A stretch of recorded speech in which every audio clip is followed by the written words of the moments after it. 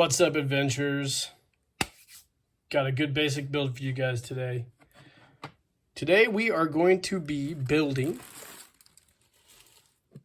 a G.I. Joe, a Real American Hero Jetpack for my 1/6 scale adventure team. Now, I think you guys have seen these on What's in the Shop before. I got these jetpacks from Mark at MK2 Customs. I'll put a link to his Etsy. He was gracious enough to make me 3 of these unassembled for a project I have coming up and a photo story.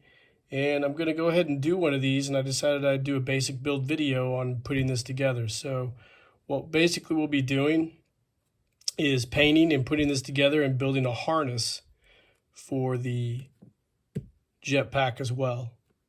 I do have one of these I bought off of him a long time ago that he went ahead and completed and painted.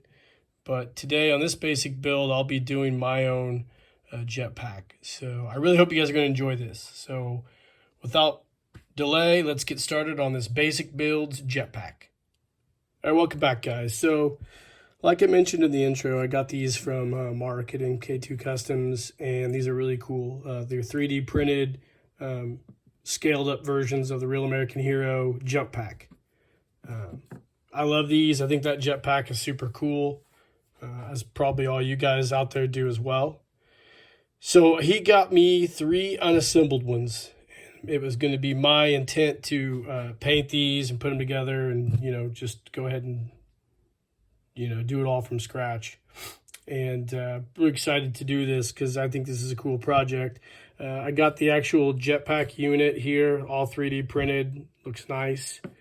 And I got the connector hoses, which just pop right in there, and these little turbine pieces that go in the bottom. So it's a really simple build. The most difficult thing for this build is going to be how I do my harness to put the jetpack on one of my figures. I plan on using one of these parachute reproduction buckles that guy got from Jim Edinger on Etsy. Jim's awesome. I'm sure a lot of you guys are familiar with his work, but he does a lot of really cool reproduction stuff via 3D printer, and I think Jim's awesome. So I plan on using this and creating my own harness out of some elastic. I have a brown and a green. I haven't decided which I'm going to use, but we'll use one of them. So we'll pause the video. I'm going to go ahead and prime these pieces, and then we can start talking about what color we're going to paint this and just kind of move on step by step through the whole process.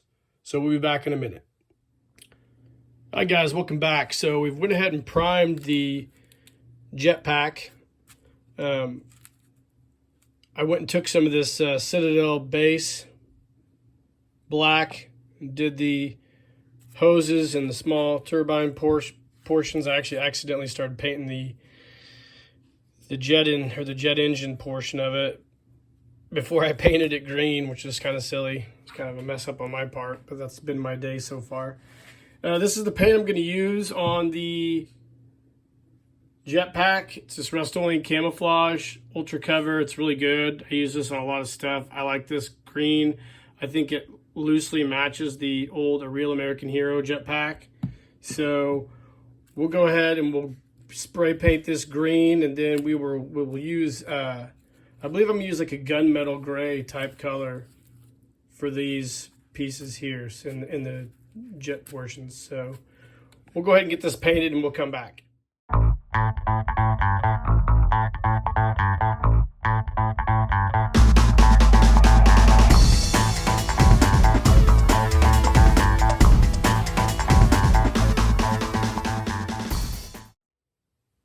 Hi guys, welcome back. So I've went ahead and started the final painting of the jetpack, or the jump pack, I guess, jump jetpack.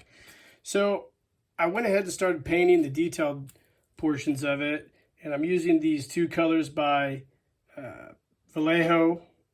One's a gunmetal gray, one's natural steel. I just add a natural steel and a little bit of gunmetal to darken it up to give it this kind of metallic, more darker metallic color. So that's where we're at with that. I've painted the inside turbines. I've done both sides of the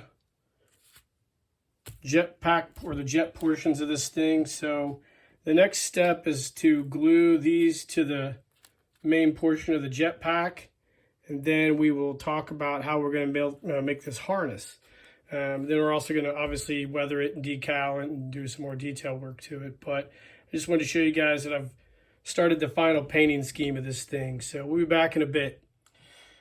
All right, welcome back, guys. So got the pack painted.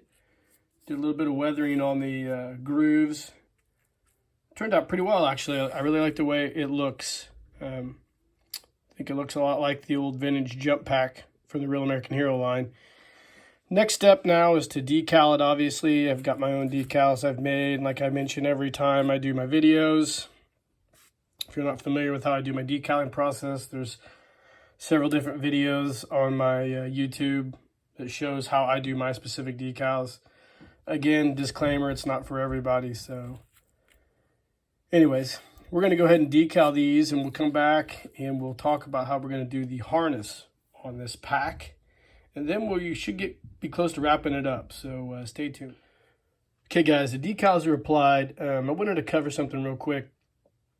So I just got a picture of the old jump pack from the 1982, and I just recreated the decals that were on that jump pack. So this is the one that Mark originally did for me. He painted it, and then I decaled it. He did the harness on the back. We'll talk about this a little bit more when we finish the pack up, but this is what the decals will look like. Very, very similar to the old Real American Hero pack. I added the American flag, obviously, in the black. So, yeah, and I added the star on the side. So, yeah, I like the way this one looks. I mean, he did a fantastic job on this. So I wanted to create mine to look similar to this, but not exactly like it. So we'll let these decals cure, and then we'll come back and we'll peel them, and we'll talk about how we're going to do our harness. All right, guys, welcome back. So here's the completed jetpack. I've got the decals on it. As you can see, I kind of rushed the decal process, so some of the decals peeled off when I took these off, and I also got the Danger a little crooked, but you know, I don't give a shit. I want it to look like a battle damaged, worn pack, so I'm cool with the way that looks. Hope you guys don't mind it either. But the weathering turned out great. I really like the way the paint looks. I like the way the metal color turned out. And here on the back is the harness. I went ahead and just used a couple reproduction parachute clips from the Cotswold Collectibles, and then I sewed up this cool harness using the old parachute harness. You'll be able to see it here in a minute when I get it on a figure. But these are just basically glued in, and I've put a piece of styrene spacer in these notches, and that's how this is fastened. I tried not to overthink it. To compare and contrast, here is Mark's pack that he had for sale in his Etsy shop that I bought off of him. It came all painted up, and I added the decals. You can see what the decals look like when you don't screw them up. And then his harness is very, very similar. It's very simple. He actually 3D printed these clips to go in here and hold the elastic in place, whereas I did more of a traditional parachute style harness, which I thought was really cool. I think if you go back and look at the G.I. Joe cartoons, excuse me, I think if you look at the old G.I. Joe cartoons, you'll notice they might have a harness similar to this, but maybe I'm misremembering that. Either way, these are two great jetpacks. They're almost identical, but slightly different, and that's cool. So we'll pause the video, and we'll come back, and we'll get this particular jetpack here on a figure so you can see what the final product looks like on display. All right, gang, welcome back. So here he is, completely outfitted in the brand new G.I. Joe Adventure Team Jump Pack. As you can see, I showed you earlier the harness. I just used the elastic, sewed it on the old parachute harness from the classic G.I. Joe parachute sets. I got this from Jim Edinger on Etsy. I'll put a link in the description to this. And here's the back, looking good.